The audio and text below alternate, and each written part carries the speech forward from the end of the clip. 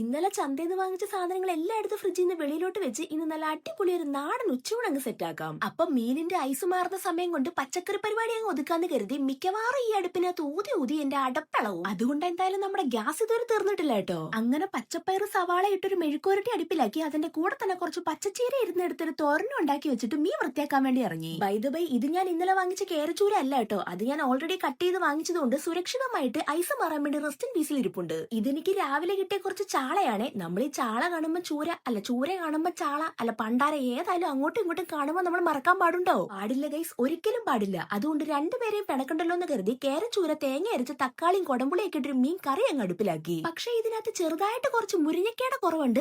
ഇനിയിപ്പോ അടുത്ത പ്രാവശ്യം സെറ്റാക്കാം. എന്നിട്ട് നമ്മുടെ ചാളക്കുട്ടന്മാരെ കുരുമുളകും വെളുത്തുള്ളിയൊക്കെ അരച്ച് ചേർത്ത് വറുക്കാൻ വേണ്ടി അങ്ങോട്ട് നേരത്തെ അങ്ങോട്ട് കിടത്തി. അതാ ചട്ടിയിൽ ഗുളുഗുളു എണ്ണയിൽ കിടന്ന് കിരികിരാന്ന് മൊരിയുന്നത് കാണുമ്പോ തന്നെ വായിൽ വെള്ളം വരും. എന്നാ പിന്നെ ഞാൻ ചോറ് കഴിച്ചിട്ട് വരാം. അപ്പോക്കെ ബൈ.